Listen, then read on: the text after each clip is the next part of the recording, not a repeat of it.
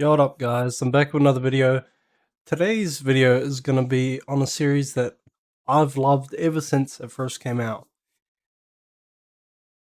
Like 5 years ago, I'm pretty sure this came out. Buzzfeed Unsolved, bro.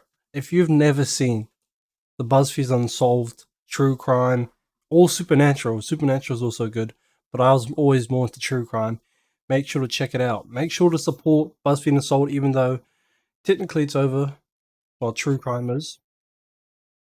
But you can watch these people on the Watche, their actual channel that they created separate to Buzzfeed Unsolved once their contract ran out. So make sure to support them. The link to this video will be in the description. Let's get into it. This week on Buzzfeed Unsolved, we discuss the murders of Nicole Brown Simpson and Ronald L. Goldman, or as you may know it, the case of O.J. Simpson, who was Nicole's ex-husband, a Hall of Fame running back in the National Football League, and the case's top suspect. Okay, I'm not in that far now, I'm paused. I just wanted to say, I honestly, and I don't even know how, I didn't even know about O.J. Simpson until I was maybe around like teenage years, like 13. No, about 12, because I'm pretty sure I learned about him in intermediate, which for people in the like other countries, not university, intermediates around when you're about 12 to 13. So just before high school, you go to high school. I think the US calls it middle school, something like that. I don't know. You know, that's just how I work. In our country, it goes from year 1 to 6. That's what we call primary school. And 7 to 8 is intermediate. And then 9 to 13 is what we call high school. And yeah, I didn't learn about O.J. Simpson until I was in intermediate around 12, because we had this project where we had to investigate like a topic we're interested in, and somebody for some reason was really interested in investigating Jack the Ripper, which I also didn't know who he was at the time. And yeah, it was pretty shocking to figure out who Jack the Ripper was in a class presentation, but I did, and I ended up getting into true crime that way. Well, crime stories, because I've always liked crime, like, you know, cold cases and all that. But this was the first time like I actually delved into it and actually looked, like, oh just looked at videos on YouTube. It's not really research. But yeah, I didn't learn about OG Simpson until like I was 12. Fun fact. I'm just make this cool comment. And This Ronald is L. because he looks a bit like a frat boy in my opinion, but I shall leave it there. I feel awful. Yeah, I'm not crazy about this. No. Right, imagine, like, when they're doing this, I'm imagining them driving. Imagine driving to a spot. So let's say you and your friend one day was just like, you know what, let's go for a trip. And the trip you end up going to is driving to a murder scene. Fuck, gee, that's a mean one, eh? Driving to a murder scene, sure. Definitely not gonna get haunted. The bodies were discovered by two neighbors who were literally led to the crime scene by Nicole's dog, a dog that multiple neighbors would say was incessantly barking around the time That of the is not murders. how. So like I said, the dog That is led the neighbors down. That is so sad. Imagine you hear like a dog barking, you think, oh, is it in trouble? You follow it, and it leads you back to the owner's deceased body.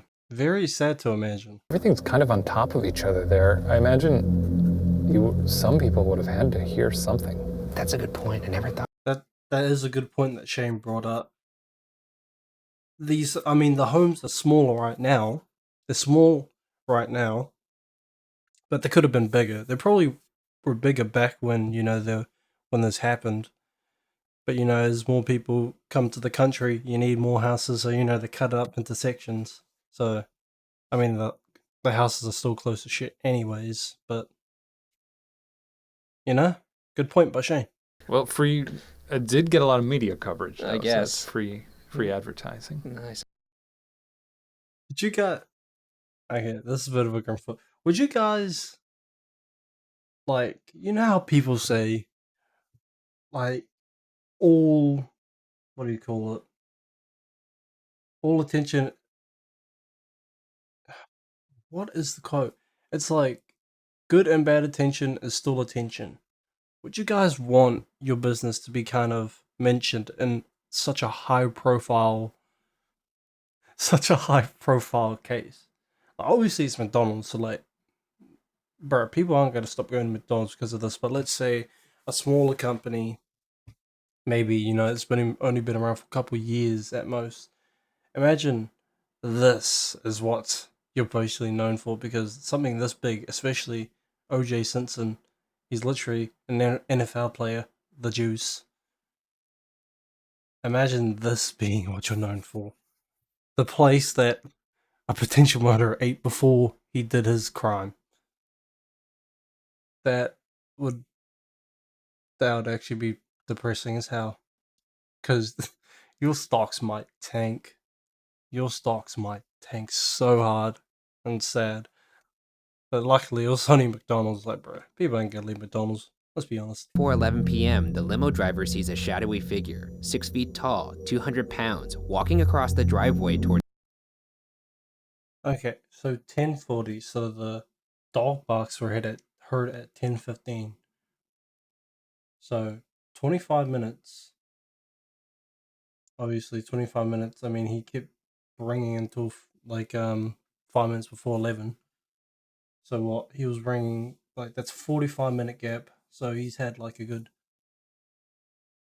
hour where he's kind of not been encountered for. I'm talking about OJ here. Good hour. And he's about to say, obviously, he's 6 feet tall, 200 pounds, around about. Before 11 p.m. A whole hour gives so much time. He could have been doing anything in that time. We don't really know. But why did he, not answer the door immediately? We'll never know.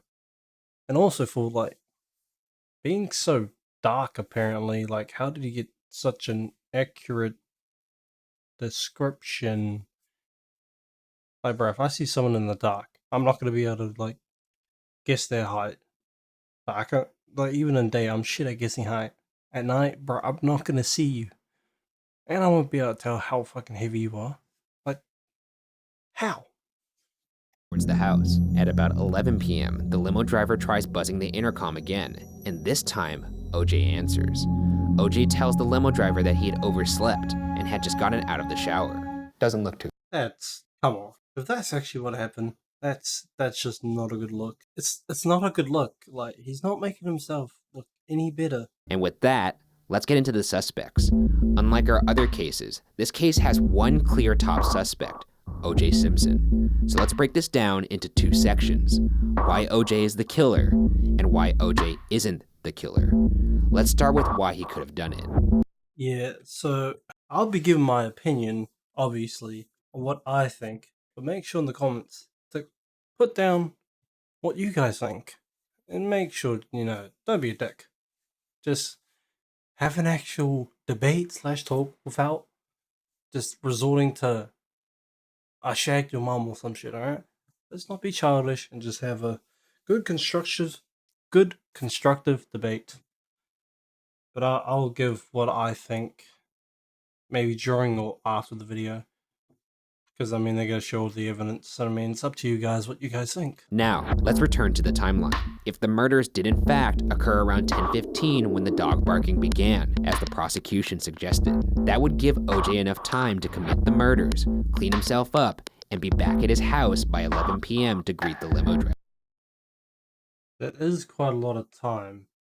The dog barking was obviously at 10:15, 45 minutes. But just because the dog was barking at 10:15 doesn't mean that, like, he could have done it before, because he obviously left from McDonald's at 9:45, so there was like a 30-minute increment. He could have done it before, and then the dogs like stumbled upon him, or it was going on. Yada yada yada. You know what I'm saying. Right now, we're heading over to OJ's Rockingham estate, which was actually only 6 minutes away from. 6 minutes away. That is so goddamn close. Only 6 minutes away. I don't know if that means like walking or car, because if it's car, then like how the hell would no one see a car pull up and be like, huh, that's pretty mysterious. A car pulled up to OJ's house, it stopped, and then all of a sudden OJ, pops up.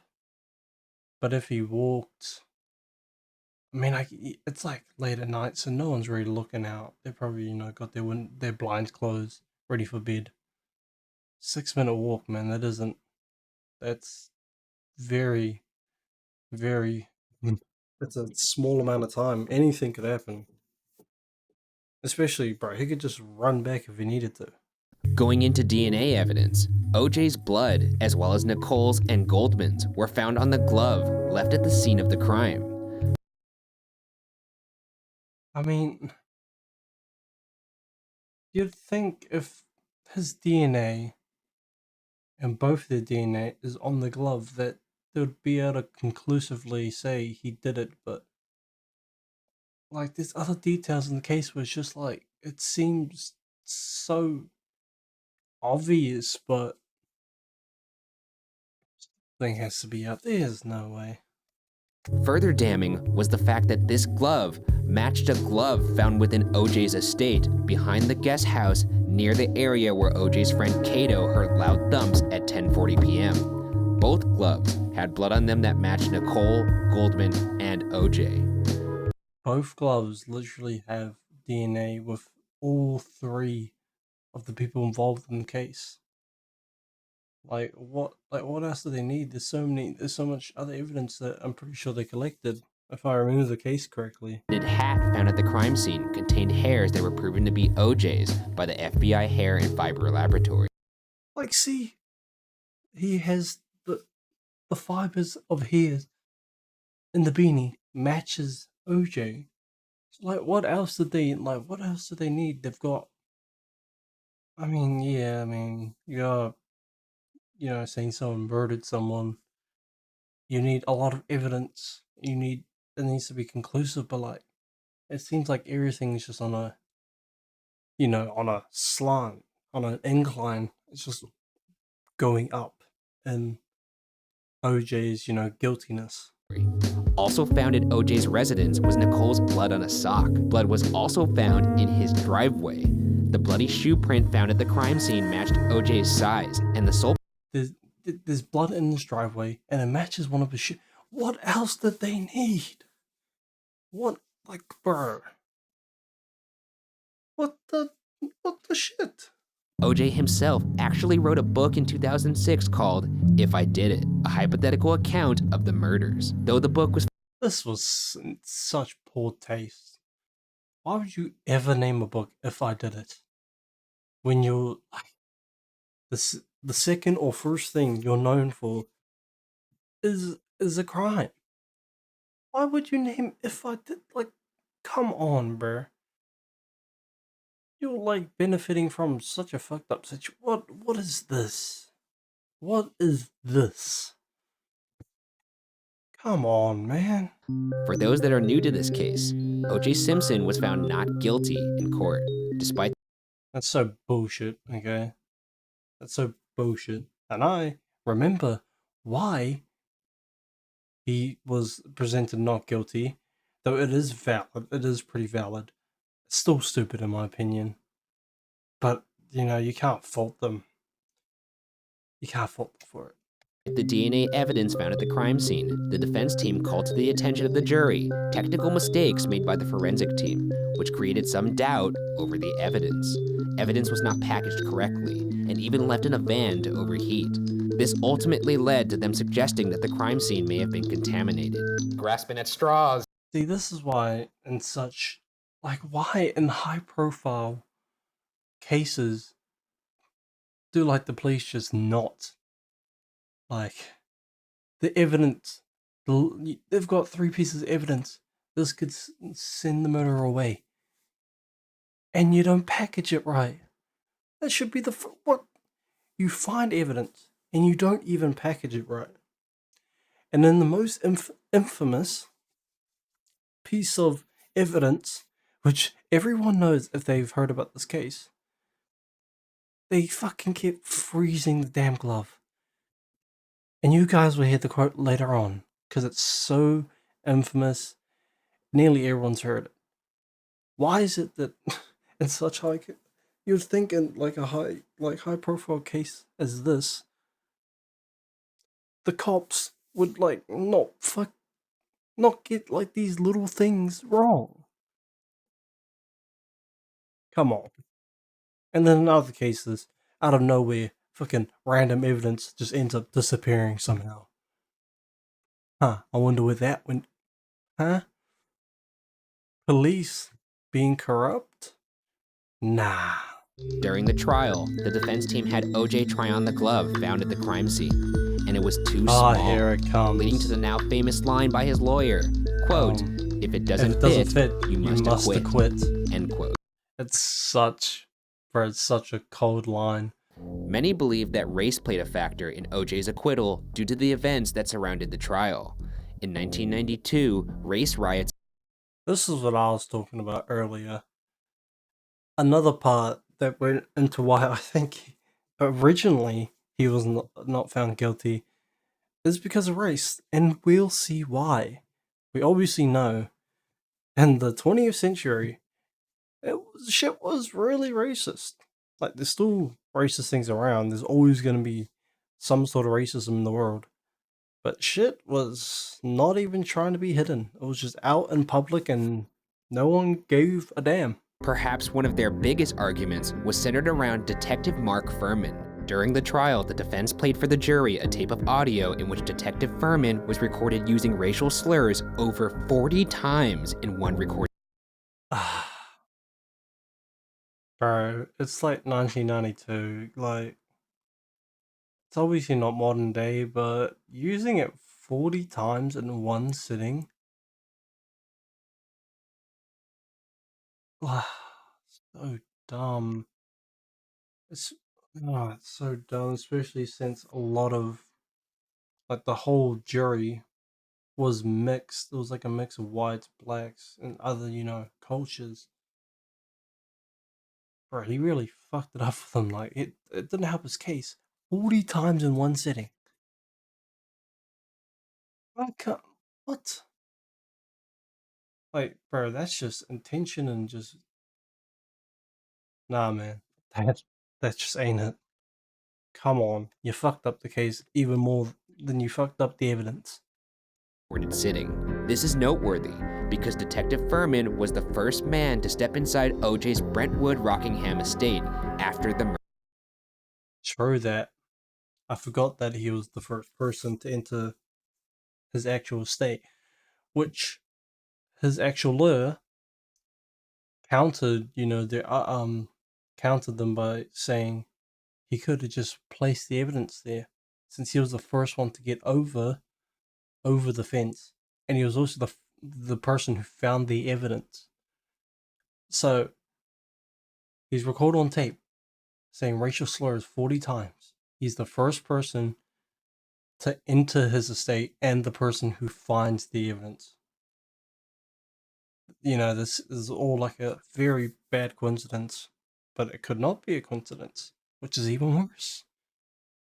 Because now they argued he could have just placed it because he's racist. Like, they're just using the whole race card now. Like, good job, Mark Furman, you dumbass.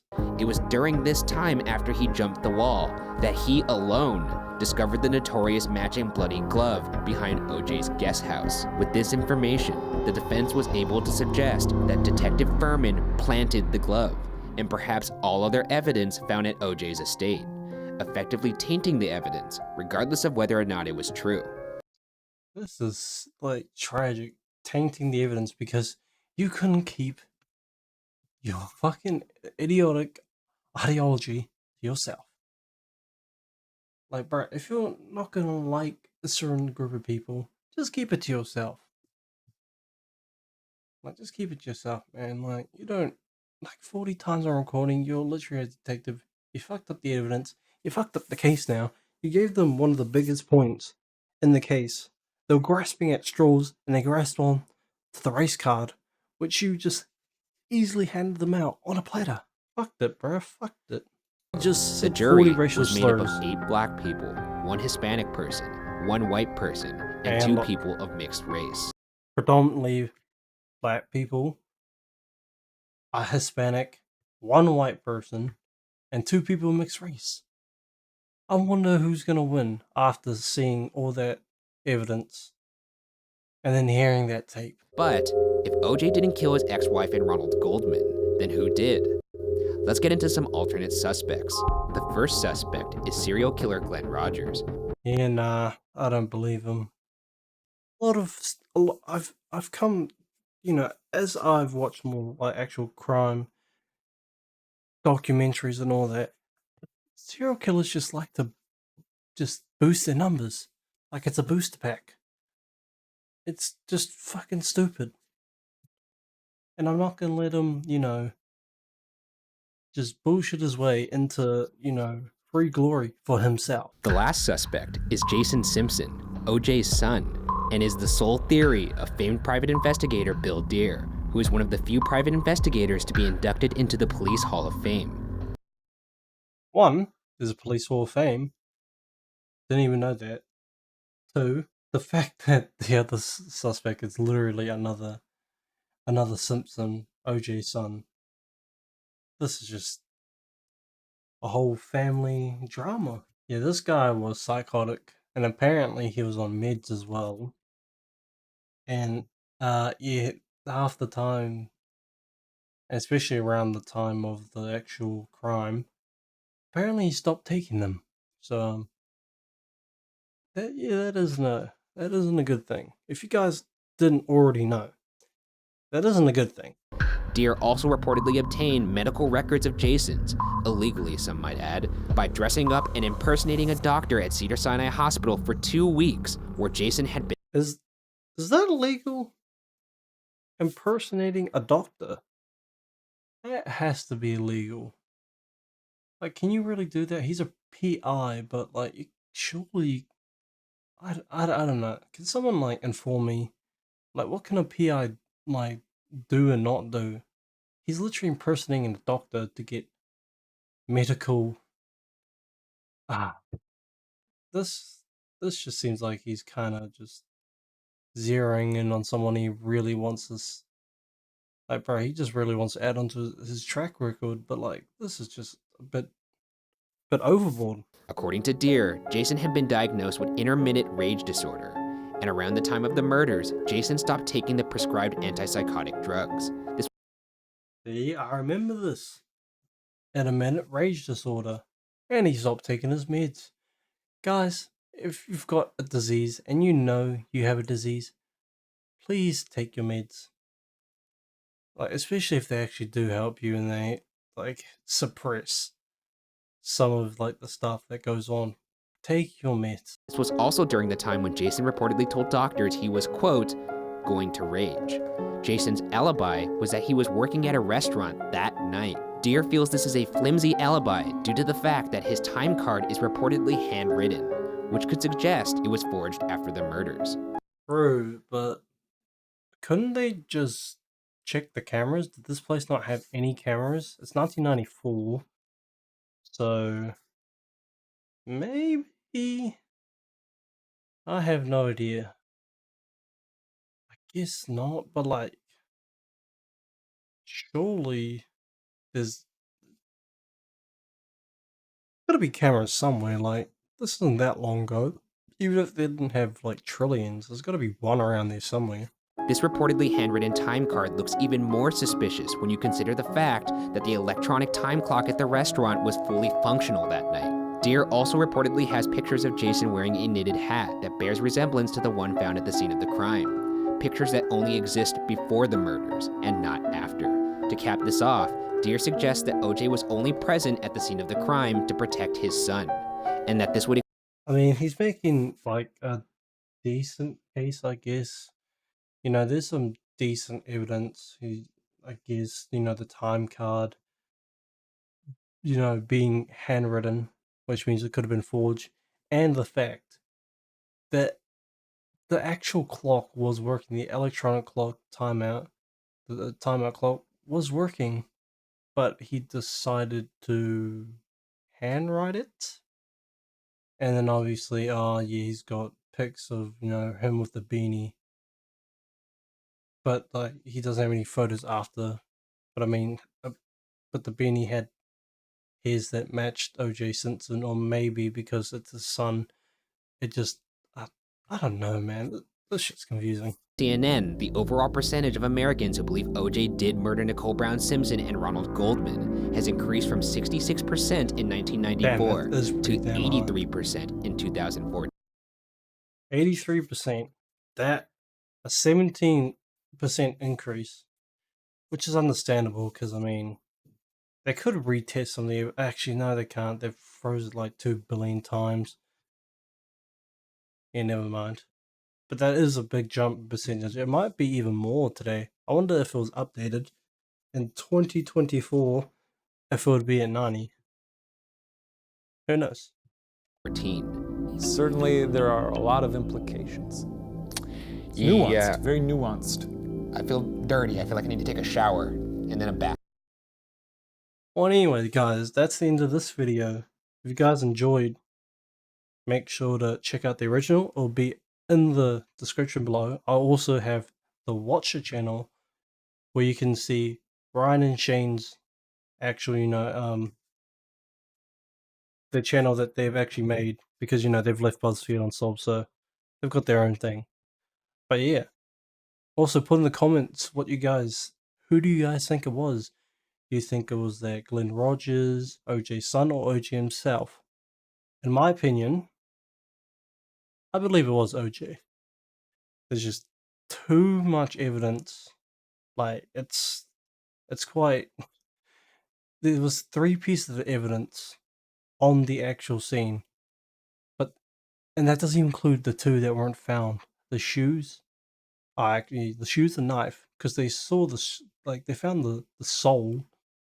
Well, they found like the footprint, and it's obviously in his driveway, but they never found the shoes, which is kind of weird. They didn't find the knife. He literally had, bro, all 3 of their DNA was on the sock, the bloody gloves. His DNA was on the beanie. There was blood in his driveway. When his person that picked him up didn't get a call back until 11, and that's after seeing someone walking up the driveway 6 foot 200 pounds. And like the very, very tight timeline between the actual crime. It's like an hour. You only got an hour and 50 minutes, but he lives like 6 minutes away from her, so it can all work out. But leave it up to speculation. Who knows? One day this might actually be solved, and it won't be a cold case. Anyways, I hope you guys enjoyed. Make sure to like, comment, subscribe. Put down in the comments who you think it is. And make sure to, actually debate. Don't beat the kids. Just have a constructive debate. I love you all. Peace.